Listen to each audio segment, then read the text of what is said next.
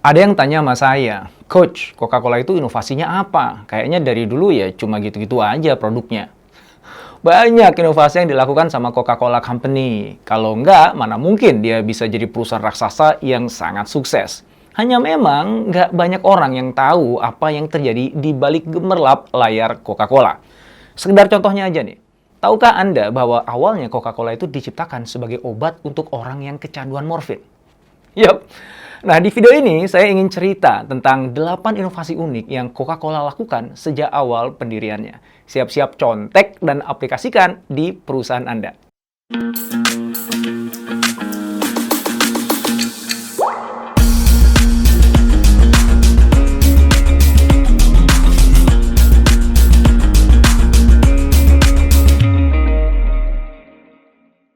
Saya akan cerita tentang kisah perjalanan Coca-Cola sejak awal berdirinya hingga tumbuh besar seperti hari ini. Nah, saat saya cerita nanti, coba Anda tebak ya, apa aja sih 8 inovasi yang Coca-Cola lakukan dan bagaimana rangkaian inovasi itu menjadikan Coca-Cola sebagai merek minuman paling bernilai di dunia.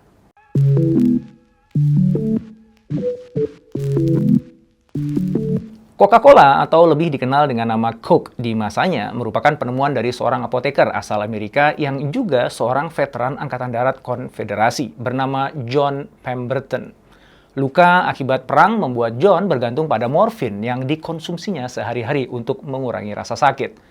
Sadar bahwa itu nggak baik untuk kesehatannya, maka ia mencari solusi lain. Nah, di pertengahan tahun 1800-an, John mendengar tentang minuman bernama Vin Mariani yang terbuat dari daun coca dan red wine atau anggur merah, dan konon katanya berkhasiat menyembuhkan penyakit apapun. Para ahli saat itu meyakini bahwa satu helai daun coca yang mengandung 0,35% kokain bisa mengurangi kecanduan pada opium dan morfin. John kemudian menggunakan keahliannya untuk membuat minuman obat versinya sendiri untuk menyembuhkan kecanduannya.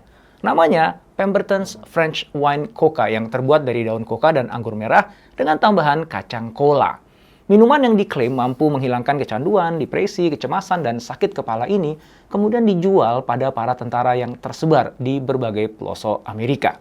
Tahun 1885, hampir seluruh negara bagian Amerika melarang penjualan alkohol. John harus melakukan pivot. John kemudian mengubah formula minumannya. Dia mengeluarkan unsur red wine dari minuman itu. Tapi sayangnya, tanpa red wine, kacang cola membuat minumannya menjadi sangat pahit. Maka John menggantinya dengan kafein sintetis, menambahkan gula, asam citrus, vanila, minyak lemon, orange, biji pala, dan juga ekstrak ketumbar. John kemudian mengubah nama produknya menjadi Coca-Cola. Awalnya, Coca-Cola tidak laku dijual. Biaya pembuatannya jauh melampaui hasil dari penjualannya. Tapi John tidak menyerah. Dengan berinvestasi pada promosi yang masif lewat spanduk, papan reklame, dan owning toko, Coca-Cola akhirnya dikenal luas di Amerika dan penjualannya pun bergerak naik.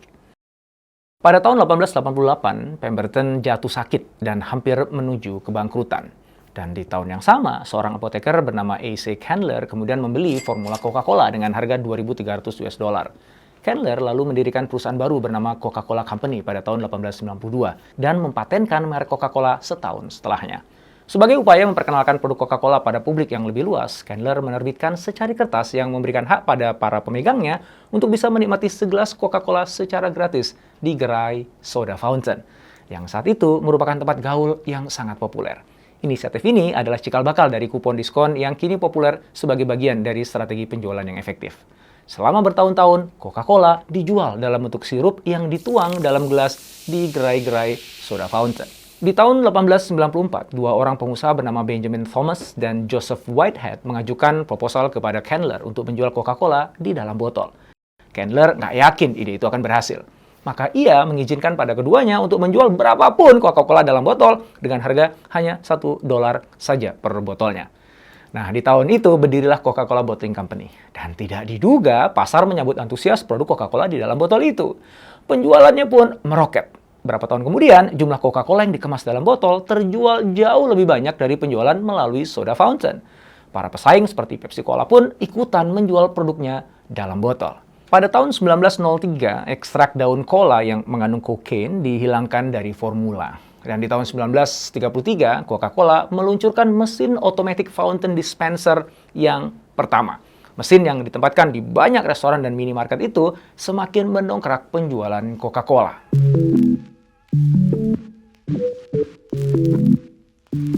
Berhasil di Amerika, Coca-Cola berupaya masuk ke Eropa dengan promosi masif yang memposisikan dirinya sebagai minuman penyegar.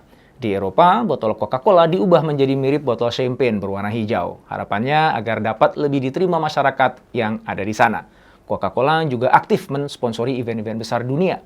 Selama Olympic Games tahun 1928 di Amsterdam, Coca-Cola menyediakan 40.000 botol Coca-Cola untuk para atlet. Dan ketika Perang Dunia Kedua pecah, Coca-Cola berjanji bahwa setiap prajurit akan mendapatkan Coca-Cola dimanapun mereka berada. Dan yang paling menarik menurut saya adalah Coca-Cola berhasil mengubah citra visual dari Santa Claus yang sebelumnya laki-laki kurus dengan kostum warna hijau menjadi laki-laki gemuk dengan kostum warna merah, seperti warnanya Coca-Cola. Wow, sebegitu kuatnya ya kekuatan kampanye dari Coca-Cola. Oke, sampai sini dulu deh. Ada berapa inovasi yang Anda berhasil temukan dari kisah yang saya ceritakan tadi? Ada 5 ya. Pertama, penciptaan minuman Coca-Cola itu sendiri. Kedua, penerbitan kupon produk sampling. Ketiga, botulisasi Coca-Cola. Keempat, penciptaan mesin dispenser soda otomatis. Dan kelima, strategi promosi Coca-Cola yang out of the box. Dalam perjalanannya, Coca-Cola Company melakukan akuisisi terhadap berbagai perusahaan lainnya. Pada tahun 1946, Coca-Cola membeli hak Fanta, merek minuman ringan yang sebelumnya dikembangkan di Jerman. Perusahaan juga melebarkan sayapnya ke produksi minuman jus jeruk dengan mengakuisisi perusahaan lainnya bernama Minute Maid Corporation pada tahun 1960. Kemudian di tahun 2000-an, aksi akuisisi pun masuk ke Asia, di mana Coca-Cola mengakuisisi cola asal India seperti Thums Up dan Barq's. Mereka juga mengakuisisi produk jus, buah smoothies, dan bar bernama Odwalla di tahun 2001. Nah, pada tahun 2007, Coca-Cola mengakuisisi Fuse Beverage. Dan di tahun 2019, Coca-Cola mengakuisisi Costa yang memiliki 4.000 kedai kopi di Eropa, Asia, dan Timur Tengah. Saya tidak mengkategorikan rangkaian aksi akuisisi itu sebagai bagian dari inovasi loh ya. Tapi ya mereka layak lah untuk disebut di video ini karena akuisisi itu jadi bagian penting dari strategi pertumbuhan Coca-Cola. Tidak semua produk minuman baru dari The Coca-Cola Company itu merupakan hasil akuisisi. Coca-Cola juga mengembangkan produknya sendiri. Misalnya, di tahun 1961, Coca-Cola memperkenalkan minuman rasa lemon bernama Sprite. Lalu di tahun 1963, meluncurkan minuman bebas gula bermerek Tab. Di tahun 1982, Coca-Cola memperkenalkan minuman ringan rendah kalori bebas gula yang dikenal dengan Diet Coke. Tahun-tahun berikutnya, Coca-Cola terus mengembangkan beberapa formula rasa baru seperti Coca-Cola C2, Coca-Cola Zero Sugar, Cherry Coke, Vanilla Coke, Coca-Cola with Lime, dan Raspberry Coke. Beberapa varian rasa baru nggak diterima dengan baik di pasar ya, dan memicu kekesalan beberapa konsumen. Maka Coca-Cola kemudian merampingkan varian produknya dan kembali menghidupkan formula lama yang disebut dengan Coca-Cola Classic. Di tahun 2002, Coca-Cola meluncurkan Aquarius, minuman isotonik yang diperuntukkan bagi mereka yang aktif dan gemar berolahraga. Pada tahun yang sama, Coca-Cola Indonesia juga meluncurkan Fresh Tea, teh dalam kemasan botol dengan aroma bunga melati yang khas. Kemudian, Fanta meluncurkan 2 rasa baru, yaitu Fanta Nanas di tahun 2002 dan gabungan 2 rasa buah, Orange dan Mango, yang disebut dengan Fanta Orango pada tahun 2003. Di tahun yang sama, Coca-Cola Indonesia meluncurkan Sunfill, produk minuman sirup dan serbuk instan rasa buah. Nah, semua itu adalah inovasi Coca-Cola yang berupa inovasi produk. Dan ya kita tahu ya nggak semua inovasi produk pasti akan berhasil. Tapi mereka yang berhasil akan menjadikan perusahaan terus relevan dengan kebutuhan, preferensi, dan cita rasa pelanggan yang senantiasa berubah. Sekaligus di saat yang sama, mendongkrak nilai penjualan. Triyono Prijosusilo, Director of Public Affairs Communication and Sustainability PT Coca-Cola Indonesia, mengatakan bahwa Coca-Cola bisa menjadi sebuah merek yang kuat karena salah satunya mampu menghadirkan produk berkualitas yang menjawab kebutuhan konsumen yang berbeda-beda di setiap waktu. Maka nggak heran jika beberapa varian Coca-Cola cocok untuk dikonsumsi di waktu tertentu dan beberapa varian lain pas untuk dikonsumsi di waktu yang berbeda. Coca-Cola sebagai brand merupakan sebuah produk. Tapi Coca-Cola sebagai perusahaan memiliki banyak produk yang dapat dikonsumsi oleh pelanggan di waktu dan kesempatan yang berbeda. Berbagai varian produk itulah yang diharapkan bisa menjawab berbagai macam kebutuhan konsumen.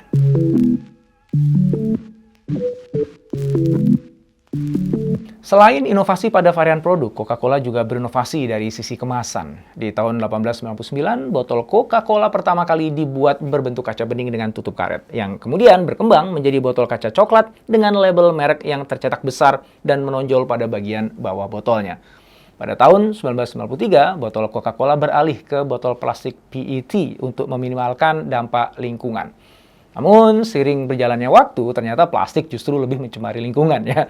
Nah, hal itu mendorong Coca-Cola pada 2009 memperkenalkan jenis plant bottle, yaitu botol plastik PET yang terbuat dari tanaman dan dapat didaur ulang sepenuhnya. Selain botol kaca dan botol PET, Coca-Cola juga hadir dalam kemasan kaleng. Dan di 2018, Coca-Cola kembali berinovasi dengan merilis Coca-Cola di Jepang dalam bentuk kantong yang dapat digunakan kembali. Inovasi kemasan Coca-Cola nggak berhenti pada bentuk dan bahannya saja, melainkan juga pada desain visualnya. Ini dilakukan dalam rangka membangun story dan meningkatkan value dari produk Coca-Cola di mata pelanggan. Pada tahun 2005 misalnya, Coca-Cola mengumumkan kemasan botol M5, di mana perusahaan bekerja sama dengan 5 perusahaan desain yang berbeda untuk membuat botol aluminium edisi terbatas. Kemudian di tahun 2013 sampai 2014, Coca-Cola memperkenalkan kampanye Share a Coke With, di mana botolnya menampilkan label yang disesuaikan dengan nama pelanggannya. Pada tahun 2016, Coca-Cola juga sempat menambahkan lirik lagu populer ke botol Share a Song. Liriknya berkisar dari Taylor Swift ke Queen dan beberapa nama artis besar lainnya. Inovasi ini disebut dengan personalization, di mana produk massal diberikan keunikan tertentu sehingga terasa lebih personal. Inovasi ini menarik bagi konsumen sehingga nggak sedikit dari mereka yang menjadikan desain kemasan Coca-Cola sebagai item koleksi. Itulah 8 inovasi yang Coca-Cola lakukan yang banyak orang tidak ketahui. Inovasi yang membuat Coca-Cola bukan hanya bertahan selama lebih dari 1 abad, namun juga sebagai perusahaan, produk-produknya bisa menguasai pasar dunia hingga saat ini. Coca-Cola, seperti produk-produk consumer goods lainnya, sebenarnya rentan terhadap pergeseran minat dan preferensi pelanggan. Tingkat kesadaran masyarakat akan kesehatan saat ini pasti akan mengikis penjualan minuman bersoda tinggi gula. Pasar juga semakin ramai diisi oleh pemain-pemain baru yang berisik. Maka Coca-Cola udah pasti nggak akan berhenti berinovasi. Dan saya sangat tertarik untuk melihat inovasi apa lagi yang akan dilakukan Coca-Cola ke depannya. Tentu saja, ke-8 bentuk inovasi yang disampaikan dalam video ini tidak mewakili semua inovasi yang dilakukan oleh Coca-Cola. Misalnya aja, kita belum bahas inovasi Coca-Cola dalam pengelolaan sistem produksi dan rantai pasok, yang menurut saya akan sangat menarik juga ya untuk kita bahas di lain waktu. Sementara ini, kita cukupkan dulu aja ya untuk jaga durasi video. Oh ya, kalau Anda tahu bentuk inovasi lainnya dari Coca-Cola Company, silakan share aja untuk kita semuanya di kolom komen di bawah ya. Oh, satu lagi, untuk Anda yang suka traveling ke luar negeri atau kerjanya pindah-pindah lokasi, nih, ada inovasi keren yang bisa jadi solusi kebutuhan jaringan internet Anda. Namanya Travel Wi-Fi, sebuah Wi-Fi portable unlimited yang bisa dipakai di lebih dari 140 negara. Nggak usah beli, sewa aja. Harganya cuma 100 ribuan sebulan. Sudah termasuk data unlimited dan gratis dipinjamkan modemnya. Langsung aja ya, kunjungi websitenya di travelwifi.id.